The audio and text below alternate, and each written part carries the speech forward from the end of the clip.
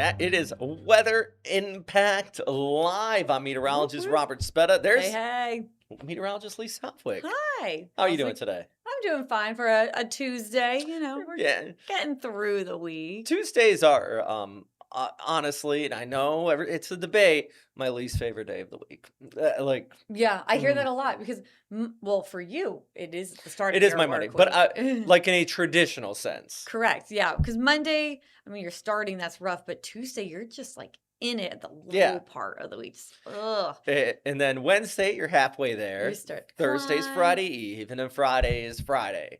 So Tuesday's just kind of like, all right, you're in it.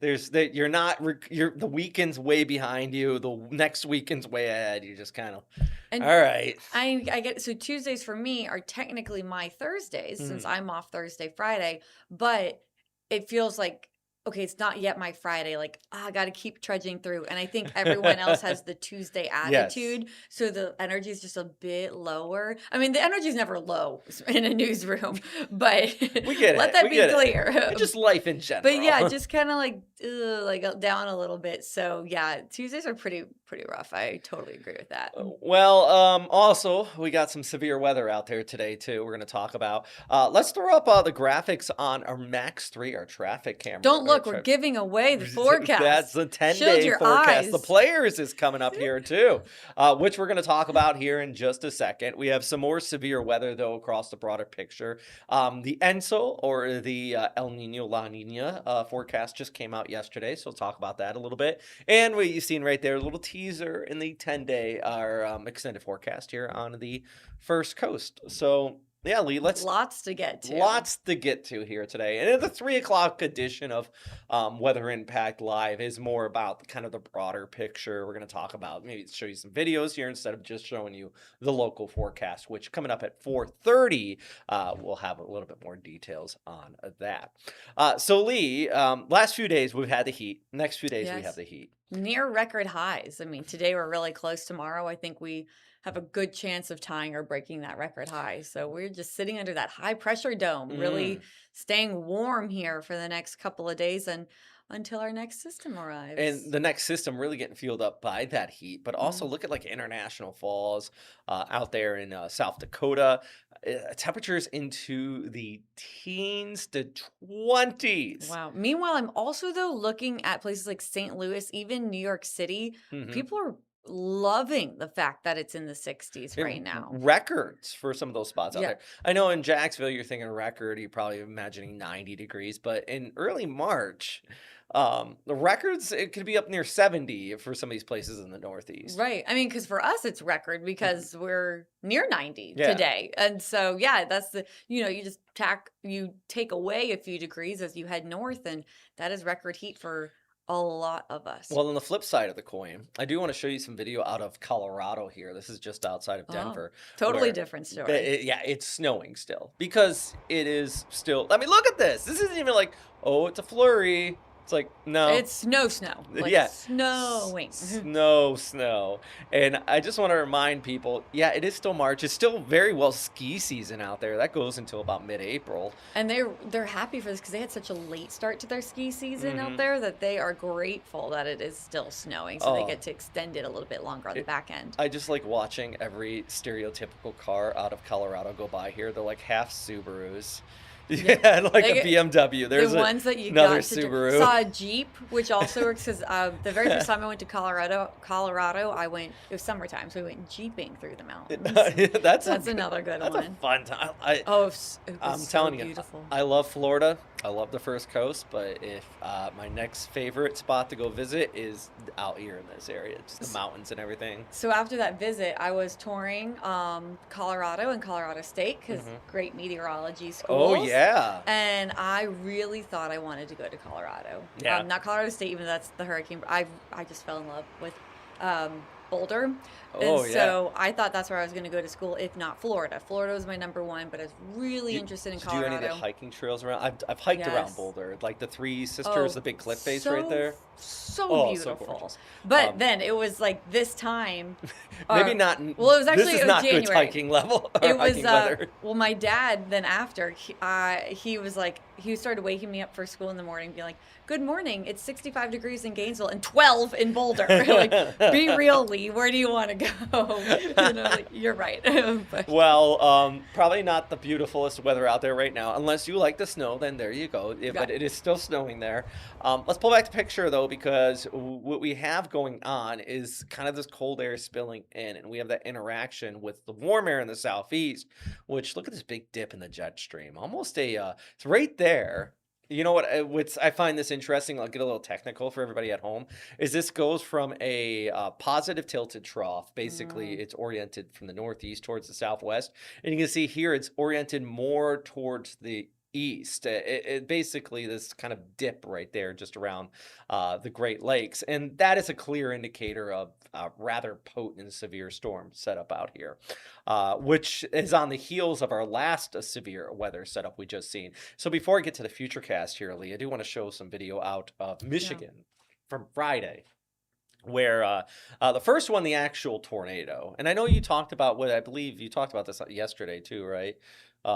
Did you have some video on this already? It might have been in the same video, but I was not in our stream yesterday. I was at a school talk, okay, all right, all so right, I don't know for sure. It's new to you and me. all right. Well, here you go. This is from Friday, and yeah, there's just a solid, funnel cloud right there. They did have several tornadoes touch down out there in Michigan. One of the largest, the strongest I think the earliest EF3 tornado on Woo, record. no. Wow. In that state, in the state of Michigan here. And you can see right here some of the severe damage taking place. Wow. Holy This is pretty moly. incredible. Imagine driving. It's, I mean, yeah, I like that they're doing the right thing. You can see how they're kind of like almost ducking behind. Like, maybe I shouldn't be right up against the window. Like, I'll put my camera there and now kind of get behind. I need to double check and see if that is a professional storm chaser, if that's just somebody driving like to work and it's like, It's like, wrong place, wrong oh my time. gosh. I mean, wow. This is an incredible video out of here. And this is just one of those severe weather outbreaks that we've been seeing out there, fueled up, as we mentioned, by this spring season. And it does look like more severe weather is in the forecast. But they are still picking up out here after this brought all this damage and several fatalities as well taking place. I'll show you some of the damage, the aftermath, because right here, this is incredible. Wow. Oh my gosh, look at all of that debris flying around. That is just It, wild. and this is the aftermath Oh no. from the severe weather. But this is what we're talking Oh, about. Well, I think the strongest EF4, the earliest EF4 in Michigan on record. okay, so it's an EF4. Yeah, Okay. excuse me, I said 3 earlier. But I mean, this is EF4 type damage. Relocating houses. Look at that. Just catastrophic levels here, and yeah, this is going to take some time for cleanups out here, Lee. Yeah. Just the type of stuff that it does relocate your vehicles, even if you're. And you know what the problem with Michigan too, and a lot of these Midwestern states, is that you don't really have the storm shelters you do in Nebraska, Kansas, and Oklahoma. A lot of these homes here, they're made out of wood. You don't really have places to get down into. You Mm-hmm. might have a basement, but you don't have a proper storm shelter. So this can catch people off guards, especially in some of these states, and especially so early in the season. Because one of the other things I think a lot of people are surprised by this. I know in the National Weather Service, I've heard reports here they were even surprised at the extent of this. Is Mm-hmm. because if you look closely. Like right here, you can even see it. I think that It's, river, it's frozen. it's frozen. Yeah. This is It's still wild. so cold. It is. And you don't really think of like there's no leaves on any of the trees here because you don't really think of like severe weather outbreaks You need and snow. you usually get you're warming up, you have all of that warm air and that energy out ahead of these systems that will spawn these tornadoes. But like you mentioned, Robert, so some of these houses that we're seeing where everything's gone. So it doesn't Mm, matter if you were in your safe spot. Look at that. There's no interior room that you could have gone to be safe. That's the problem when you get up mm, to EF4, EF5 levels. You can do everything right and it doesn't matter. Like that's the problem. Like if you don't have a basement, unfortunately, there's no place really like confirmed safe in your house, because the whole thing can be taken out. Of course, like you want to get to that interior room, that closet, that bathroom, that narrow hallway, but right there, like there's no, Mm. it didn't matter. The whole thing got wiped out. And So that's it obviously the last place you want to be is in an RV or a trailer or anything like that Right, too. because of that, they go flying. Robert, I once worked an EF4, March 3rd, 2019, Wow. Beauregard, and there was a trailer that was picked up, slammed against a tree, and folded around the tree. The trailer itself was just like that around the tree. Scary So, stuff. just yeah, never be in something that is not bolted to the ground. Wow. And this is just this is going to be is I know it's silly to say it's going to take a while for a cleanup, but it really is, especially when you have whole communities kind of disrupted this way, where it's like every single home has taken some sort of damage. So of course you have, your neighbors are going to help each other out, but it's going to be a slow recovery. It is. It Um, takes, I mean, some people just don't come back, and I mhm, don't blame them for that. But it's also really hard. It's weird how it turns to an immediate cleanup is looking for your documents and your pictures. mm, So when you, after something like this, when neighbors are helping neighbors, or you travel and you try to help people, of course, like they need the food and the shelter, and hopefully they were going someplace, they have that set up. You just have to pick through that debris with them, which is dangerous. It's full of nails and mm. shards and just, but they need the things that they can't replace. So important documents and those family photos. There was that same tornado. I spent one whole day going through the Really? mud in a ditch. We were just pulling out photos and trying to lay them out and wipe them off and like recover what we Oh. could, because it's irreplaceable. It just makes me For really real, sad. like, oh, that's sad. And I guess that goes back to, even here on the First Coast, we're talking about hurricanes. We always say, make sure you have all your documents and everything together in a safe place. One of those fireproof, like, little safes or Right. something like that. Fire and waterproof. Just, yeah, It just something seal it in there. like, even if, God forbid, all this happens, if you find that, you find everything. Right. Yeah, Um, and usually absolutely. they're heavier, so they kind of don't get moved too much. Hmm. But it's a good tip. But heart goes out to everybody impacted by this storm. And unfortunately, maybe not so much for this exact spot, but there is another severe weather setup in play for today, this afternoon, Yep. where they're going to be looking at some pretty strong storms. And we go back to our graphics here. And Do we have a current radar too to see how it's yeah, of setting up so course. far? Sorry, I'm throwing you off now, but before we get No, to future no. radar, I kind of want to see what it looks like at this moment. Well, let's pull up the radar here. And, I kind of was going to hold off on it because this does stream multiple times. So just mind for everybody here at home. Right, like the temperatures that you were looking at the beginning of the show too, those were, you can see at the top of your screen there. It's 10, it was like 10:40, 10:50 a.m. All right, here we go. We got our sat rad right there.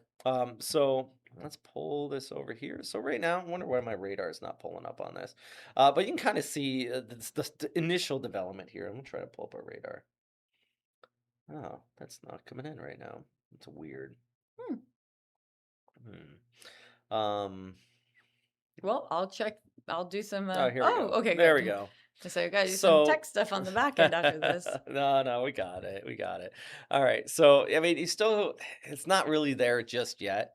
And if we go back to the future cast, we can kind of see how this is going to develop today. Hmm. Basically, that area around the South Dakota, North Dakota, and then you have that low down towards the south. It's going to kind of all collide together. So we're not going to really see this until later on tonight. It's a decent line that goes through near Dallas Fort Worth Mhm. too, and then Chicago coming in on Chicago there, St. Louis, near Memphis, kind Some of more dangerous north. nocturnal type stuff right there. Yeah, looking at Cincinnati then overnight too. Mm.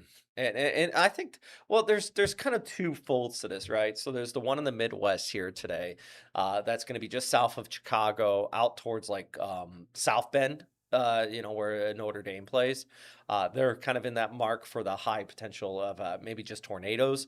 But then you have also kind of a large hail, severe wind threat down towards northern areas of Texas and Oklahoma today. And this is all shifting towards the east as we go ahead through our Wednesday and eventually southeast, even heading into Thursday. In fact, this is looking ahead through Thursday afternoon, closer to Jacksonville and the first coast. So we take a look at our severe weather setup. And these are the two spots here for Tuesday. So as you were just talking, and Oh, it's there you go. I was just looking at it on my phone. no, yeah, just south of Chicago. But the one thing we don't show right here is, of course, we have that enhanced risk is the tornado hash, and the tornado hash is definitely higher in northern areas of Indiana and Illinois. Yeah, Peoria, South Bend, Gary, Hammond Mhm. are just some of them that they list For tornadic threats, not just severe for weather threat. tornadoes. And Yes. of course, this is all just Michigan still is kind of part of this, but it is just south of there where you're gonna have that higher chance heading into tonight. And as you just seen with the That's timeline there, I think one of the worries is that this is really gonna get its development together and really get its big oomph together when it's closer to sunset. So some nocturnal late night type stuff is gonna be taking place out there, Lee. Yeah, so those areas I listed, which kind of line up with, you can see the enhanced up there south of Chicago. That's the 10% tornado risk, but there's also the 5% probability in Chicago, in Dallas, Fort Worth, Arlington, and Toledo, and then a Mm. 2% in Indianapolis, Columbus, Ohio, Oklahoma City, Kansas City, and Cleveland. So, kind of just a broad, wide swath here of this severe weather threat. And it is going to continue to shift towards the east. Now, Wednesday, not quite as intense, but still possible from DC all the way down through like Memphis, Nashville, and, parts of Louisiana and Mississippi here. I think that's gonna be kind of you're starting to get into also still some big travel hubs there as well, through the day here on Wednesday, and then eventually shifting even more southeast here on Thursday, of course, closer to the Jacksonville area where this is, marginal severe weather. I don't That's not expect even that's marginal. not even marginal, Yeah, you're that's right, just that's just storm. thunderstorm.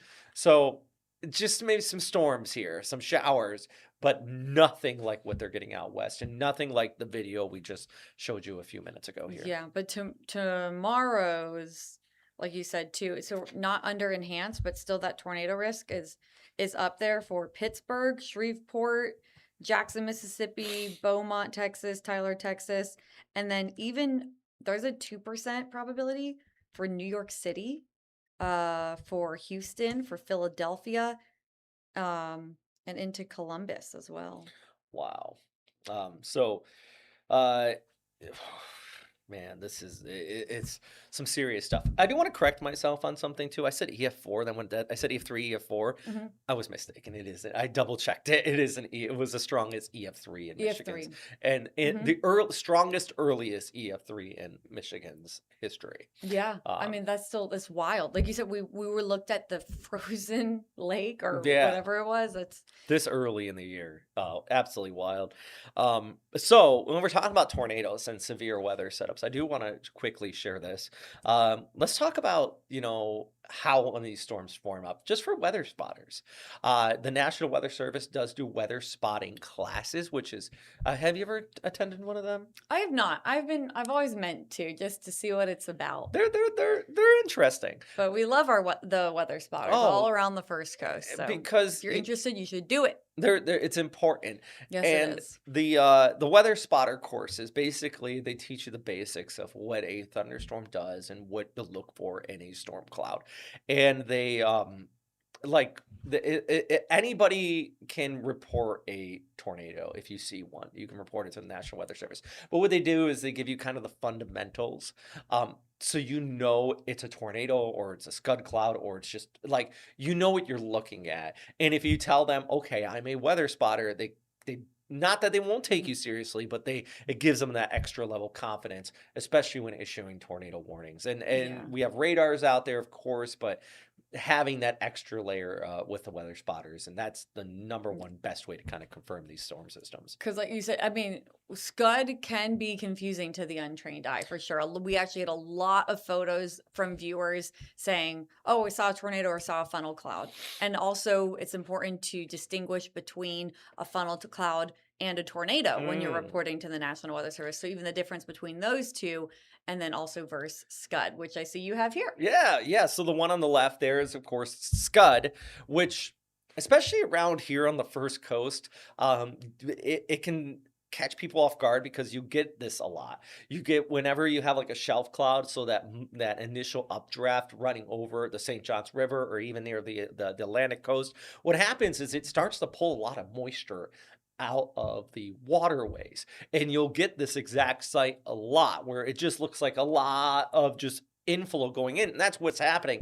But to the untrained eye, you see this and you go, ooh, that's a tornado, but it's not. Because sometimes, like, that one looks more like fingers and stuff coming down. Sometimes it's just one, like one solid one, and it does look like it could be a tornado from afar. And those are when we get photos, or like someone will send in a photo of a tornado, and it makes me do a double take, and then I'm like, no, I saw radar at that time. Yeah. It's not a tornado, but it can look like it. It really can. And we get it, and I'll even look at it and go, ooh, that's spooky clouds, you know? Yeah, it does. It looks so creepy. Scud looks creepy for sure. But tornado, very much different, clear rotation, a little bit tighter in the kind of the structure to it. Also very harmful and damaging. Well, I'm saying if you're viewing it from a distance. Yeah. If you are under it, you will know it's a tornado. Scud is not going to do that. It's just moisture. Yeah. And this is just all one of the examples that what the storm spotter classes would go through. So I highly suggest checking out and go to National Weather Service wherever you are here in Jacksonville. Just check out their website. They have a list of those classes there, and of course all the different cloud types here. And you get to know that, so you get to go outside and you look at the clouds and all that. And what's your favorite cloud, Lee? This is a silly question. Every Met has their own favorite cloud, though. My favorite cloud is a jellyfish cloud. Oh, you're going a little noctulescent, a little. Oh, no, not those. Oh, okay. All right. Not a space jellyfish. Oh, I was thinking like the ones over the First Coast the other day. Yeah, so that's a space jellyfish. So what are you talking about? I'm talking about a jellyfish cloud. Has to do with Scud, actually. Oh, funny. Let's tie it in. Like the little. I believe they're just cumulus clouds, but I'm probably getting something wrong. Maybe there's an alt. Either way, so it kind of starts to rain, but then it disappears, it evaporates, and so it looks like a jellyfish. So it's Virga. Yes. Okay. And so Virga, that's the word for it. So I don't know if I'm trying to like show you. You got the top of the jelly, and then you got a little like it looks like a jellyfish. Anyway, it looks like a jellyfish. I see it now. Okay. that one, because it looks like.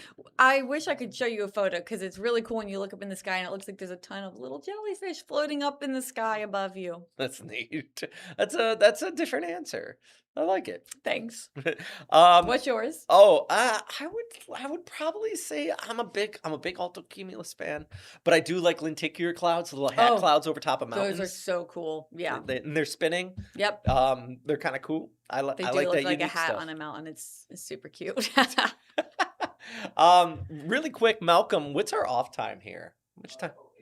All right, so we got about 4 minutes. Let's get through this real quick. Let's do ENSO. Let's do it. Okay, so the newest ENSO update just came out yesterday, basically saying, they're saying we're still kind of in a La Nina, but it's over. It is. We're transitioning the neutral, and we are 100% kind of in this neutral phase right now here as we go through March and into April. That's what that big gray bar means on this is going January, February, March, April, left to right. So that's JFM. You kind of, it's under there. All right, so right now we are in March, and that gray bar is all the way up there. Basically, the La Nina is done. And as we go ahead into the summer months, we're probably going to be switching over to an El Nino phase here. So what this means really quick, in short, for severe weather season is that kind of stronger storms in severe weather season, because this often indicates the jet stream is going to be a little bit stronger when we're getting to a neutral phase and over towards an El Nino phase. Hurricane season, on the other hand, could mean less hurricanes, at least here in this area, more wind shear out there because that jet stream is a little bit stronger. Yeah. Bit of a trade-off. Bit of a trade-off here. And already we're kind of seeing the results of a stronger severe weather season there off towards the north. Yeah, absolutely. So we'll have more information on that. I'm going to put out a short about that today, and we'll talk more about that at firstcoastnews.com. But first, we got only a few minutes left here, so let's talk about the heat. Do you think we're going to hit that record again today? Yeah, so It's our close. forecast, this has actually changed. So Gotta update this. Prangley updated both days today and tomorrow to 90. I think that's a Woo! fair All right. forecast. I liked it. So today will be very close, maybe just 1 degree shy. And then tomorrow, if we go 90, that's a whole new record that we're setting. So I believe today's record of 91 is the first 90 on the board for Jacksonville when it comes to records. So it would, like, today would be our first 90-degree day. There we go. There we go. Cool. So if we reach 90 today and it goes into the record books, because in February we actually briefly touched 90 at one point, but it wasn't enough to be recorded. So if we get the recording of 90 today, it's the hottest day of the year so far, our first day at 90. With Lee's talking about there, because this bit me over the winter. One time I thought we broke a record. So sometimes, like, if the temperature hits 90 just for like 30 seconds, it doesn't count. It has to be like 15 continuous minutes for it to be official. Records, which, like, statistics. I get, but also, like, it did it. It did it. Yeah. It touched 90. It happened. And it's just to make sure, like, a bird doesn't, like, land on the And then it's like- thermometer for a second, you Yeah. know? Yeah. It's so, and 15 minutes is when, people would actually be more feeling it. Like, hey, you felt 90 degrees if you were out at the airport today, something like that. So, yeah, we're heading up there. There we go. So today, mostly sunny, warm. This is in Jacksonville, of course.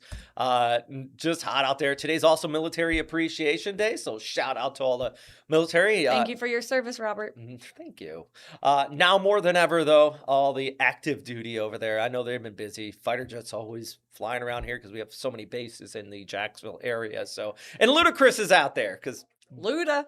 that's very random, but I like that he's there at the Players. Great stuff. And then heading into Wednesday, still high of 90 degrees, continuing to stay on that warm side there. And then we were really quick. I'll throw this on here. Lee is working on a little story for this today. Yep. Lee, tell me about it. So the last freezes of the year. So Waycross today is your average last freeze of the year. And you can see that everyone else was back in February, but it's not to say that we're completely done with the freezes yet. You can see the latest freeze we've ever had in Waycross, April 17th. At the Jacksonville airport, it was April 8th. And for the rest of these spots, it was in March. So we're going to, even though we've been warming up, we're not saying we're officially done yet, but on average, today is Waycross's last morning at freezing. Ooh, all right. Well, we're a far cry from that here today. Yes, we are. But we could be down in the 50s by Friday. And even next week, there's another round of some colder air. But I think I'm going to be a betting person and say that we're good for the rest of the year, at least in Jacksonville. Yeah. We'll see. We'll hold on. But yeah, Jacksonville, I mean, we have been steadily warming up. So we'll watch it, though. We do have another quick cold blast next week. Keep an eye on. Yeah, it'll be all right. It's spring still. So, of course, we'll continue to keep you posted on the severe weather threat with spring and cooler and hot temperatures and all that. Coming up here at 4:30, as well as 5, 6, 7, and 11. We're streaming all evening. So make sure you continue to check in on FCN Plus, wherever you're watching from. All right. Thanks, guys. Happy Tuesday.